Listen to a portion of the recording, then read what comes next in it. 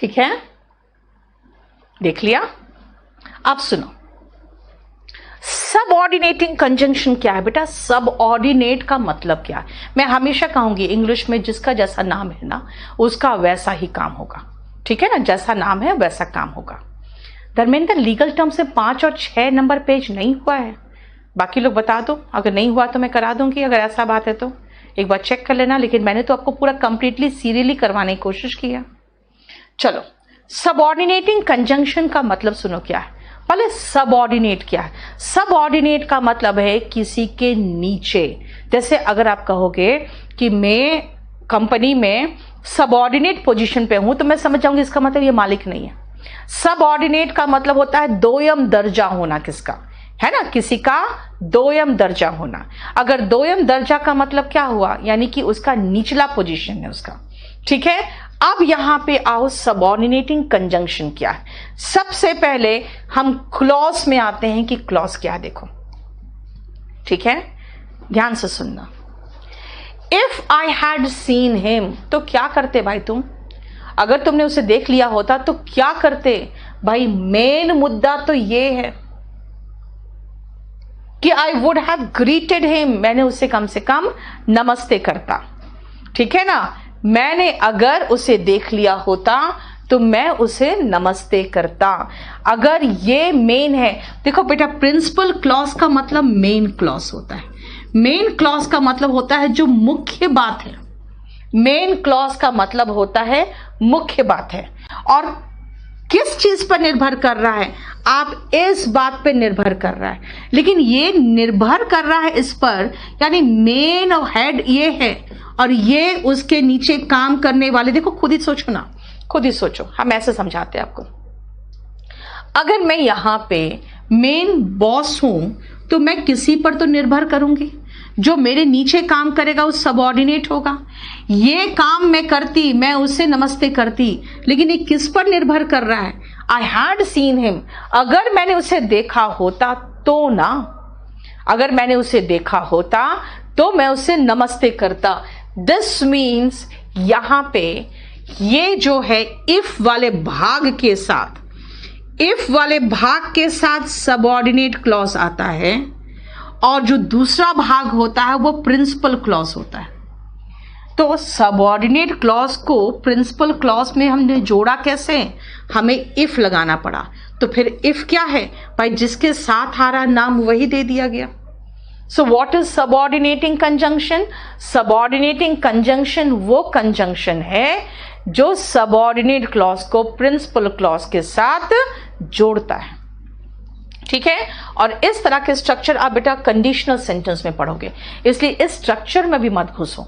यहां पे इफ ने क्या किया? इफ ने आपको हेल्प किया दो सेंटेंस को जोड़ने के लिए। इफ ने हेल्प किया दो सेंटेंस को जोड़ने के लिए। अगर दो सेंटेंस को जोड़ने में हेल्प कर रहा है ये इफ, तो देख लो इसका मतलब इफ सबऑर्डिनेट क्लॉज के बगल में आ रहा है, जिसके बगल में आया नाम वही पड़ गया, ठीक है। अब ये सबऑर्डिनेट क्लॉज है क्या? जो कंजंक्शन किसी भी डिपेंडेंट, डिपेंडेंट का मतलब सबऑर्डिनेट होता है, यानी कि सबऑर्डिनेट क्लॉज को इंट्रोड्यूस करता है, यही तो इसको इंट्रोड्यूस कर रहा है, देखो। इसीलिए ध्यान रखना ऐसे कंडीशन में ये सारे एग्जाम्पल्स है। अभी मैं आपको जो पढ़ा रही हूं ना, सिर्फ आपको लेक्चर दे रही हूं, क्या भाई? बुक का थ्योरेटिकल कंजंक्शन पढ़ा रही हूं। ये समझ लो सिर्फ इसीलिए क्योंकि समझना है क्या करना है इसका। लेकिन अब जो आगे चलेंगे उसका रियल में यूज क्या है, उसको यूज कैसे करना है, दैट इज वेरी इंपॉर्टेंट, है ना, वो इंपॉर्टेंट चीज है।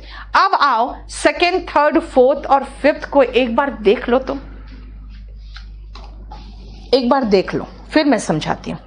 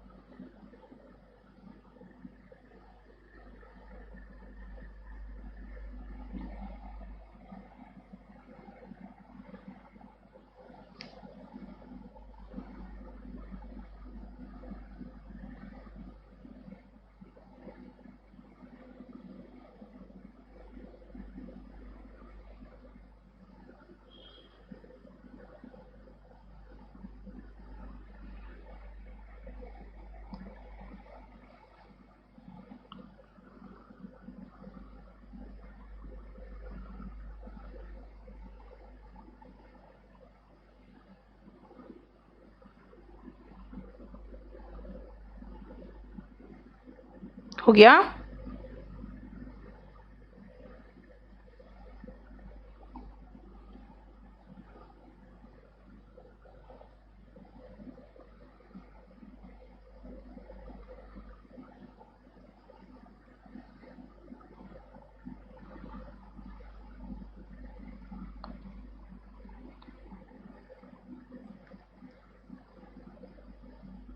चलो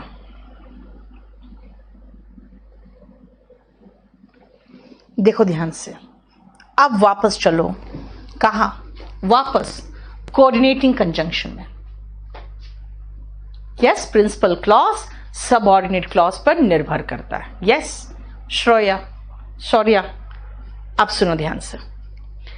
मैंने कहा माइजरली लगाओ क्योंकि इधर रिच है, दोनों एडजेक्टिव है। लेकिन अब खुद देखो, यहां पे कोई ऐसा सिस्टम है? कुछ भी नहीं ऐसा। एक दूसरा का रीजन बता रहा है। ही रैन अवे। भाई क्यों? मेन प्रिंसिपल काम है, मेन मुख्य काम था क्या? ही रैन अवे। क्यों? Because the police were after him. देखो, बिकॉज इस सबऑर्डिनेट कंजंक्शन को इंट्रोड्यूस कर रहा है। पुलिस उसके पीछे थी। ऑल्दो ही वर्कड हार्ड, लेकिन बात, मेन मुद्दा तो ये है ना कि वो फेल कर गया। ऑल्दो किसके साथ है? ही वर्कड हार्ड के साथ, सबऑर्डिनेट कंजंक्शन है। काइंडली वेट, कब तक? Till I pack my bag. देखो, टाइम के लिए टिल आ रहा है।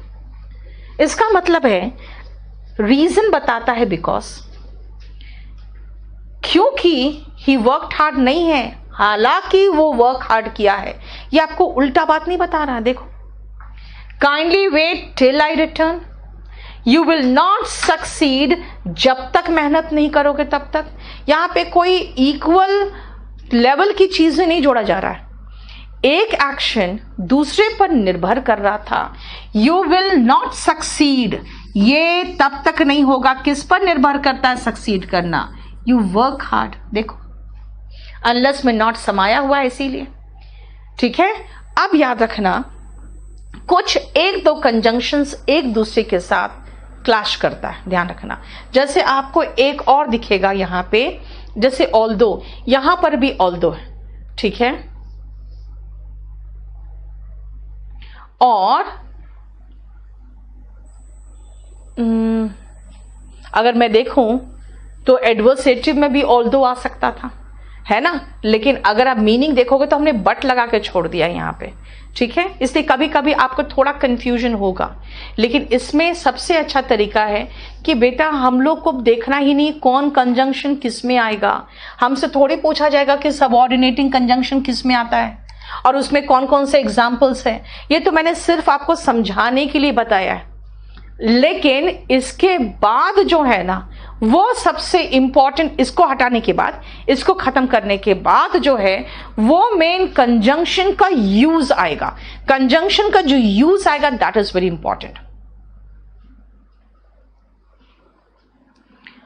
अनुष्का, अभी टिल, अनटिल, अनलेस मैंने नहीं पढ़ाया आपको। इस सेंटेंस को देखो पहले, इन सेंटेंसेस को देखो।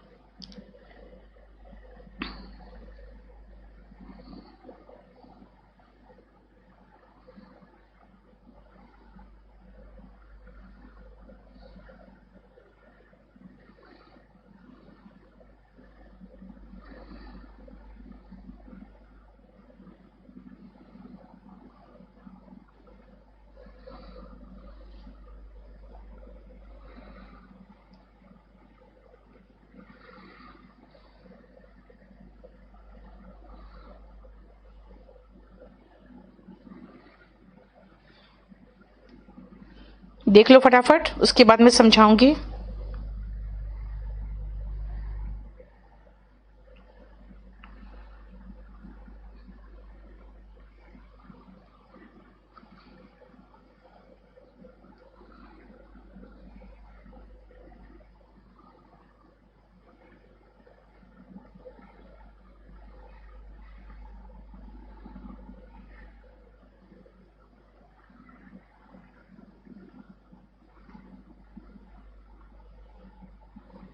हो गया? चलो देखो ध्यान से, सबऑर्डिनेटिंग कंजंक्शन को हम मीनिंग के अकॉर्डिंग हम डिवाइड कर सकते हैं। जैसे टाइम ओरिएंटेड है, बिफोर, टिल, सिंस। देखो बेटा, सिंस यहां भी है, सिंस यहां भी है। सिंस का दो मीनिंग है, ऑल्दो का मीनिंग हालांकि होता है, और आफ्टर। मैंने जानबूझ के सिंस का पहला दिया है। देखो, I haven't seen him since he left India. जब से वो इंडिया छोड़ा है मैंने उसे नहीं देखा है। यहां पे सिंस का मतलब क्या निकल रहा है? सिंस का मतलब निकल रहा है, सिंस का मतलब निकल रहा है जब से। जब से यानी कि टाइम ओरिएंटेड। देखो, वेट टिल ही रिटर्न्स, जब तक वो आ ना जाए तब तक इंतजार करो। टिल यहां पे क्या है? पॉइंट ऑफ टाइम है ना? आप ध्यान से सुनना। कॉज, बिकॉज, सिंस और एज। अब फिर से सिंस में आओ। Since I was ill I did not come. यहां जो सिंस है इसका मतलब क्या है? इसका मतलब है चूंकि। चूंकि मैं बीमार थी इसलिए नहीं आई। As he was a brave heart, क्योंकि वो बिल्कुल ब्रेव दिल वाला था इसीलिए उसने आर्मी ज्वाइन की। इसीलिए देखो, कॉज बता रहा है क्यों आर्मी ज्वाइन किया, क्योंकि उसमें हिम्मत था भाई। और पर्पस, ताकि। वी ईट, ताकि हम जी सके। तेज दौड़ो, ताकि बस मिस ना हो जाए। ठीक है ना? क्लियर? बोलो। सिंस का जो दो मीनिंग है वो दो मीनिंग अलग अलग सेंटेंस में अलग अलग मीनिंग है, ध्यान रखना। क्लियर? बोलो, कोई प्रॉब्लम यहां तक?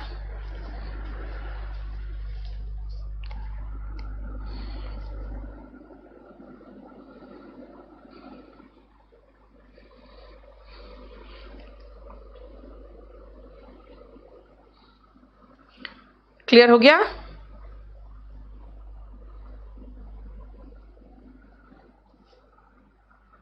चलो नेक्स्ट आओ।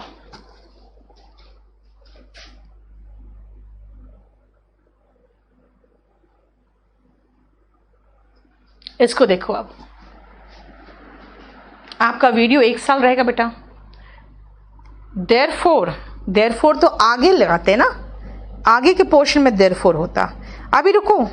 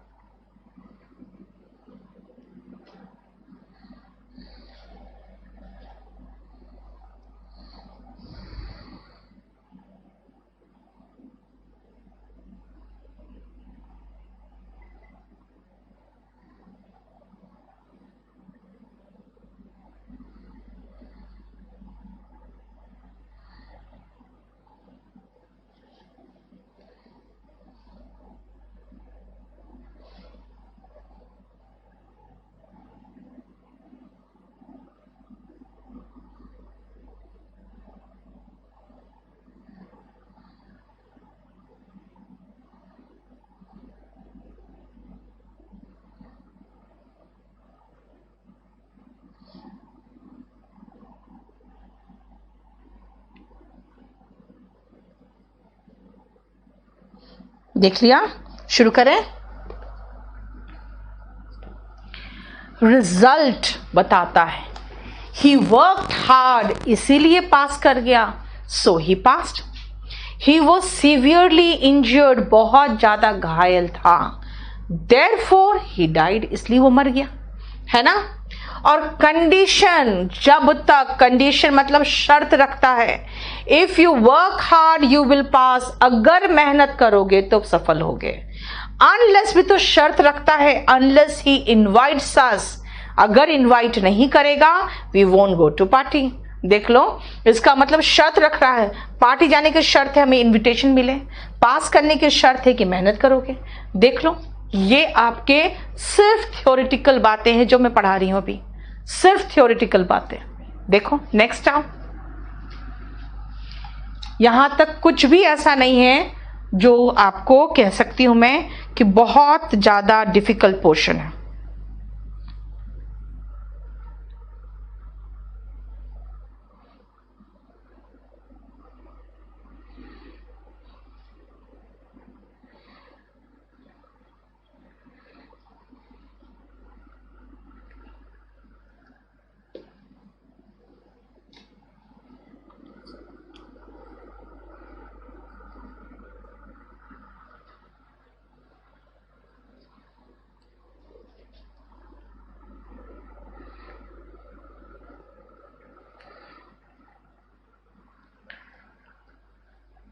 देयरफॉर सो में कोई डिफरेंस नहीं है, इसीलिए हो गया।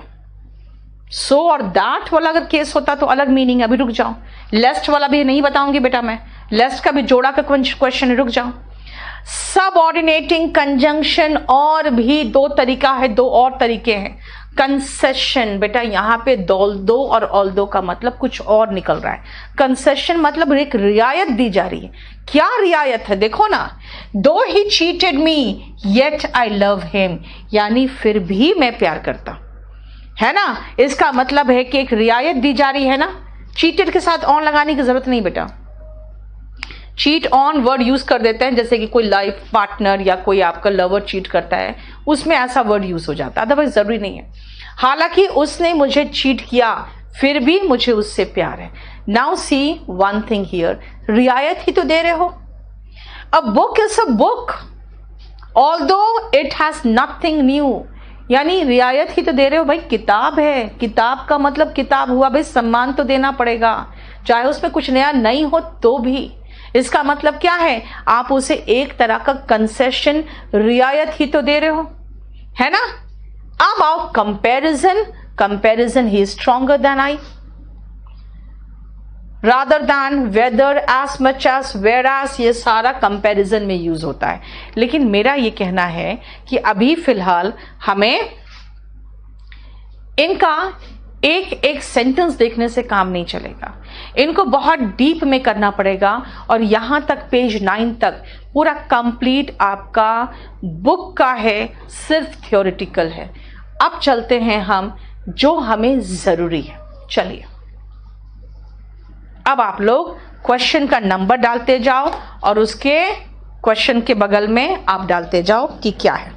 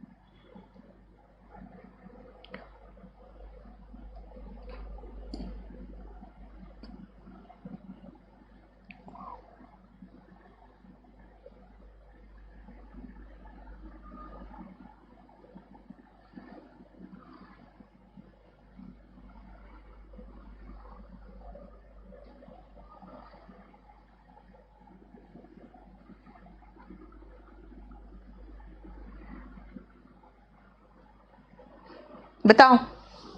Okay, very good.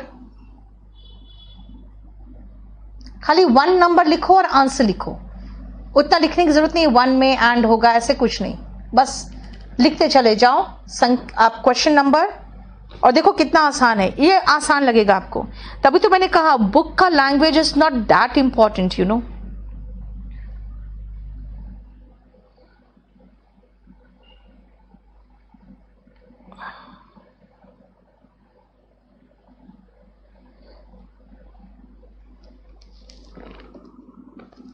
यस, बस इसी तरह पार्टिसिपेट करो, इसमें आपको बहुत कुछ सीखने को मिल जाएगा।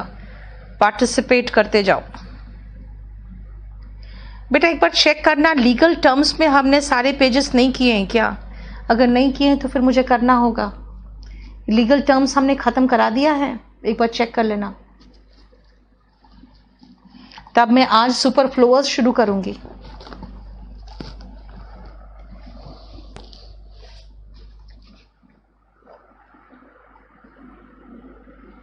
चलो ध्यान से सुनना, इसमें क्या बताना है मुझे। ही इज रिच, पैसे वाला, हैप्पी, खुश, दोनों डिजायरेबल नहीं है। खुद सोचो, दोनों आपकी ये डिजायरेबल है, मतलब यानी कि ये दोनों चीजें जो है हम पसंद करते हैं। अगर दोनों डिजायरेबल हो या दोनों अनडिजायरेबल हो तब हम लगाएंगे he is rich and happy, he is rich as well as happy. As well as बेटा कंपाउंड कंजंक्शन है जो हम आपको बाद में बताएंगे, ठीक है। दूसरा आओ, देखो रिच से आप एक्सपेक्ट करते हो कि बंदा हैप्पी रहेगा, लेकिन यहां पे तो इसको देख रहे हो उल्टा चीज को जोड़ रहा है ना, कॉन्ट्रास्ट जोड़ रहा है, एडवर्सेटिव हो गया। ही इज रिच बट अनहैप्पी, फिर भी दुखी है, yet unhappy. He is rich still unhappy, चलेगा, लेकिन बट और येट बेटर होता, फिर भी चलेगा दोनों। बट का मतलब लेकिन और येट का मतलब चुप, फिर भी, ठीक है ना। बोलो कोई प्रॉब्लम है? Dash he worked hard he passed, क्योंकि उसने मेहनत की वो पास कर गया। As he worked hard, since he worked hard he passed, because he worked hard he passed. देखो, he worked hard so he passed, therefore he passed। he worked hard, that's why he passed। he worked hard, hence he passed। देखो, इतने तरीके से हम इसको जोड़ सकते थे, जितना तरीका हो सकता है वो सारा तरीका मैं लिख रही हूं, आपको लिखने की जरूरत नहीं, आंसर पीछे पेज पे दिया हुआ है। लेकिन पहले ये देखो आप कि आपको ये समझ में आ रहा है। सो therefore, that's why और hence चारों का मतलब होता है इसीलिए। so therefore, that's why और hence चारों का मतलब है इसीलिए। he worked hard, he failed, fail कर गया, क्या मेहनत किया फिर भी फेल कर गया।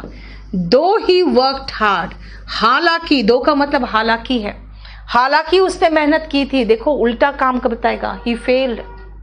Although he worked hard, although और दो दोनों के साथ कॉमा आता, दोनों का कोई डिफरेंस मीनिंग नहीं है। कभी कभी आप यहां पे येट भी देख सकते हो, जो पुराने जमाने के आजकल छोड़ देते हैं। देखो, बताओ कोई प्रॉब्लम है ना। ही worked hard but he failed, he worked hard, same तो है यार, यही चीज तो है। वर्कड हार्ड मतलब अच्छा काम और अनहैप्पी मतलब बुरा काम, अच्छा बुरा। But he failed, yet he failed, still he failed, वही सेम चीज तो है। देखो यहां पर भी है ना। ध्यान रखो, नहीं तो गिर जाओगे, नहीं तो वरना अन्यथा, और you will fall, else you will fall, take care otherwise you will fall, तीनों चलेगा। हालांकि और ज्यादा अच्छा था। बोलो कोई इश्यू समझ में आ रहा है? मैं एक एक लाइन पे आपको मीनिंग समझा सकती हूं, पहले तो भर लो, फिर सबका हिंदी में समझा दूंगी। टेक केयर, लेकिन यहां तो बेटा शुड है, ये गड़बड़ कर दिया, ध्यान रखना। और एल्स अदरवाइज के बदले में आप लेस्ट और शुड भी लगा सकते थे, ध्यान रखना। लेस्ट का जोड़ा शुड है, और अगर ये दोनों को रिप्लेस करना है ना तो और एल्स या अदरवाइज से हम रिप्लेस कर सकते थे। और क्या मतलब है लेस्ट और शुड का? इसका मतलब वही है, वरना अन्यथा, ऐसा ना हो कि, ठीक है। मैं नहीं आऊंगी अगर बारिश हुई तो, इन केस इट रेन्स। देखो बताओ,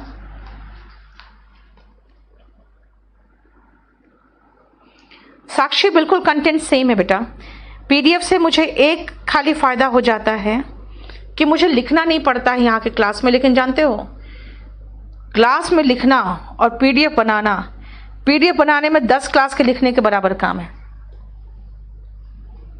एक तो पहले हाथ से लिख के टाइपिस्ट को दो, क्योंकि मैं कहीं से कॉपी एंड पेस्ट मारती नहीं हूँ, फिर उसका प्रूफ रीडिंग करो, उसके बाद फिर लगता है जैसे अभी मैंने इफ और इन केस लिखा है, हो सकता है शायद पीछे खाली इफ लिखा हो, इन केस नहीं लिखा हो, पढ़ाते वक्त ध्यान आता है, फिर उसको सही करती हूँ, फिर आपको देती हूँ। तो इसीलिए कुछ ज़्यादा ही काम हो जाता है पीडीएफ में। हाँ ठीक है, आपके बाद वाले जो बैचेस हैं उनको थोड़ा मुझे आराम हो जाएगा, उसमें करेक्शंस भी नहीं रहेंगे और उसमें इतना मुझे मेहनत भी नहीं करना पड़ेगा, क्योंकि ये तो शुरुआत मैंने तब किया ना जब आपका लॉकडाउन हुआ। तो 9th रिपीट करना है बेटा। मैंने ये कहा अगर बारिश हुई, इफ इट रेन्स, मैं नहीं आऊंगी, आई will not come. In case का मतलब ही होता है अगर, ठीक है। अब देखो पहला में एंड का मतलब और, एज वेल एज 3 शब्दों का है ना, इसको हम लोग कंपाउंड कंजंक्शन कहते हैं, मीनिंग सेम है। बट का मतलब लेकिन, येट और स्टिल का मतलब होता है फिर भी। 9 में एस नहीं हो सकता है, एज इट इज रेनिंग होता बेटा, तब होता, ठीक है।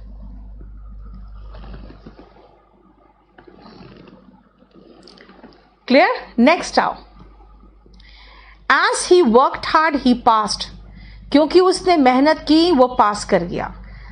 एज, सिंस और बिकॉज, तीनों का मतलब होता है क्या?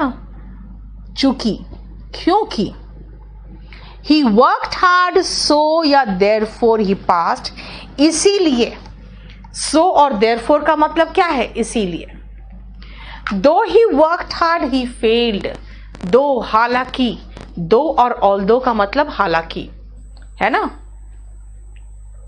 ही वर्कड हार्ड, फिर भी फेल कर गया, लेकिन फेल कर गया, बट या येट या स्टिल, ठीक है। इट रेन्स का मतलब होता है बेटा अगर बारिश हुई तो, सिंपल प्रेजेंट टेंस में, क्योंकि कंडीशनल सेंटेंस है। लेस्ट और शुड का जोड़ा बेटा, शुड और लेस्ट का जोड़ा नहीं है, ठीक है। लेस्ट के साथ तो शुड ही आता है। Take care lest you should fall, देखो और एल्स अदरवाइज का मतलब है नहीं तो। लेस्ट अगर हमने शुड देख लिया ना तो हमें लेस्ट लगाना पड़ेगा, मीनिंग सेम है, नहीं तो, ठीक है ना। I will not come if it rains, अगर बारिश हुई तो मैं नहीं आऊंगी। 7th में अनलेस, इसका मतलब तब तक ध्यान रखो जब तक वो गिर ना जाए। क्या मीनिंग दे रहे हो गुंजन आप? इसका मतलब जब तक वो गिर ना जाए तब तक ध्यान रखो। हाँ, लेस के साथ